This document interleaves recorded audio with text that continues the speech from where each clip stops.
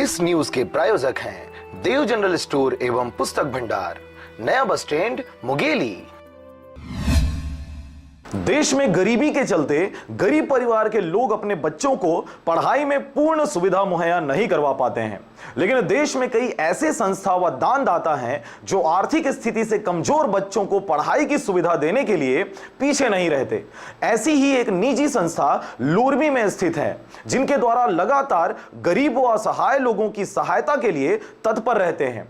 इसी कड़ी में रविवार को लोरमी स्थित विश्राम गृह में संस्था के सदस्यों द्वारा गरीब बच्चों को पुस्तक व पढ़ाई से संबंधित सामग्रियों का वितरण किया गया। छोटी सी मुस्कान, ये हमारी पहल का नाम है।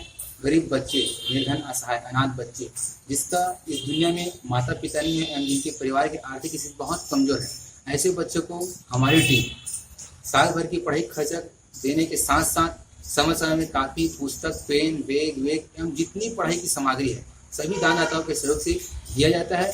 पिछले बार भी मैंने इन बच्चों का सहयोग किया था। पिछले बार 5 बच्चों का सहयोग किए थे, लेकिन इस बार उस ऊपर वाले के आशीर्वाद से और दानदाताओं के सहयोग से इस बार टोटल 13 बच्चों का, जरूरतमंद बच्चों का हम लोग सहयोग दे रहे हैं।